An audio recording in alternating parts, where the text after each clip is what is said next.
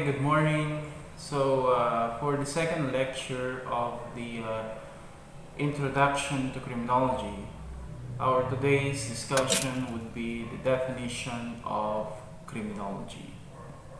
What is criminology? So basically, criminology is a combination of two Latin words, crimen and logos, which means crimen, offense or crime, and logos, which means to study. So combining them together, we have the term criminology, or in simplest definition, it is a study of crime. Okay? Famous criminologists Edwin H. Sutherland and Donald R. Cressy defined criminology as a body of knowledge that regards crime as a social phenomenon that includes within its scope the making of laws, the breaking of laws, and the reaction towards the breaking of laws. We're going to dissect the definition of criminology piece by piece. First, criminology treats crime, the existence of crime, as a social phenomenon. So what do we mean by social phenomenon? Social phenomenon refers to a fact or situation that exists within our environment. So we have example of typhoons and other types of calamities. Those are natural phenomena. What about social phenomenon? So we have the definition of social phenomenon as an observable events or behavior that are created by interaction with other individuals. So the definition of social phenomenon is very vague, so we cannot really understand it instantly. What is the meaning of social phenomenon? The occurrence of a certain fact in our environment, and this occurrence basically man-made, which are considered as natural in its existence. So we have social phenomenon as man-made phenomena. These are the facts that exist in our society that are observable and that is man-made. So for example, 10 p.m. and you are on your way home. Then suddenly, a man armed with a knife approach you and threaten to kill you if you're not going to give all your belongings. So your cell phone, your money, and other belongings. Now, the criminal intent of that man who approached you is considered as behavioral. Did the behavior of that person impacted your behavior?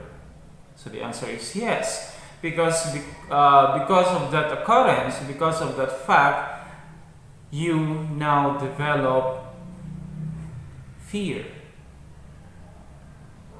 You now develop distrust or hatred towards the person who stole your belongings. So the behavior of that person affected your behavior. And now the society now label that behavior as undesirable. So when the society label it undesirable, they're going to prohibit the commission of that action, which now becomes crime, or which now the society defines it as a crime.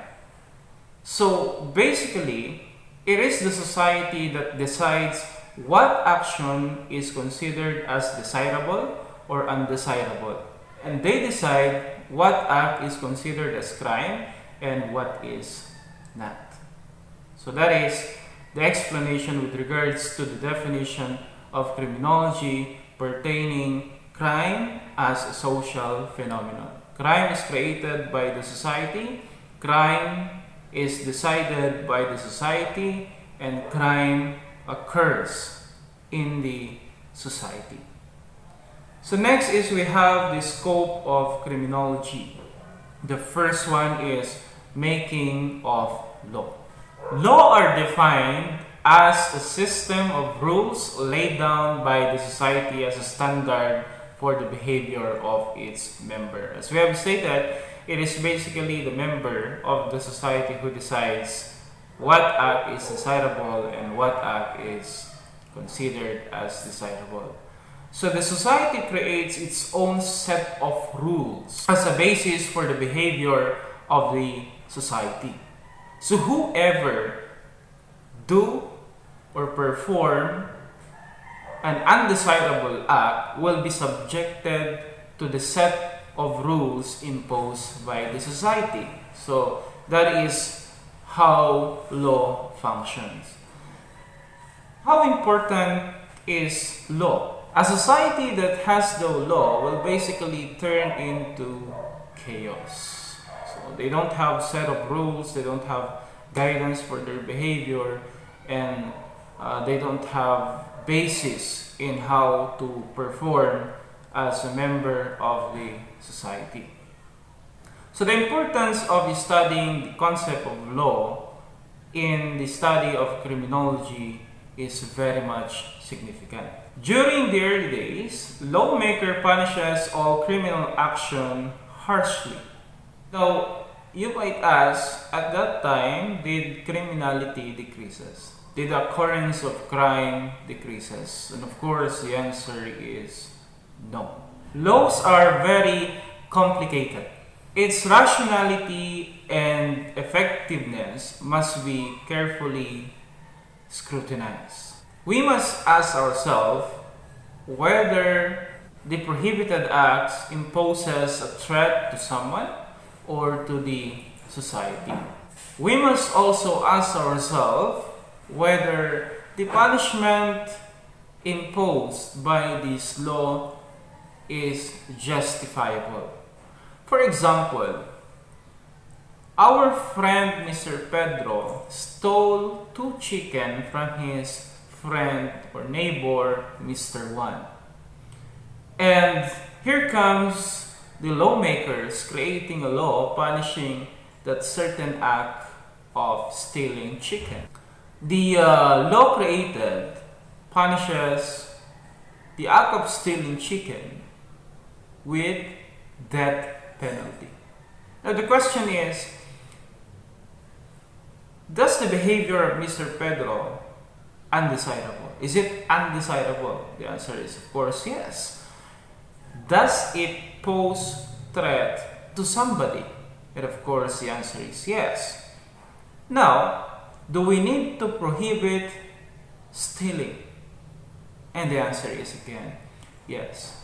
Lastly, does the punishment imposed by the law rational? Stealing chicken and the punishment is death penalty.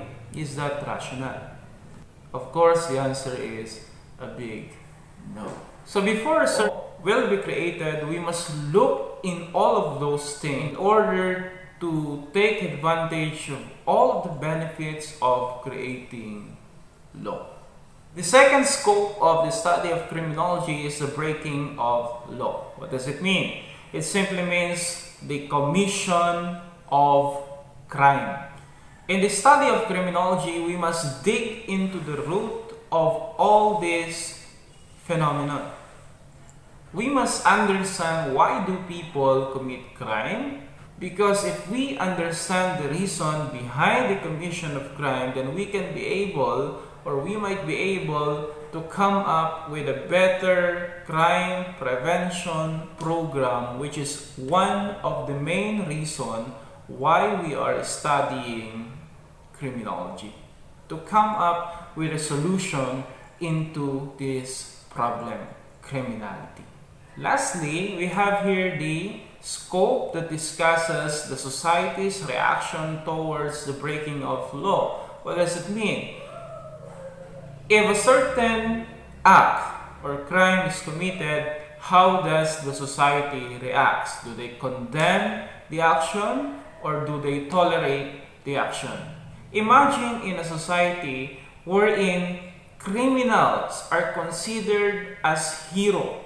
Imagine a society wherein every child living in there aspire to become a criminal when they grow up. So what do you think will happen?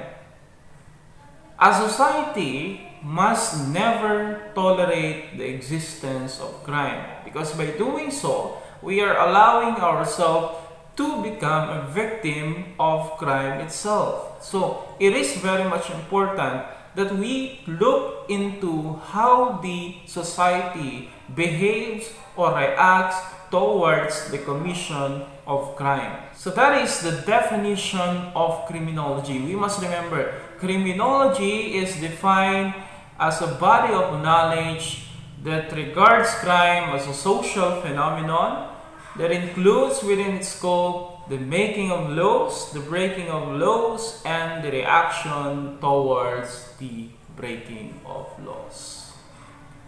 So that's it for today. See you next meeting.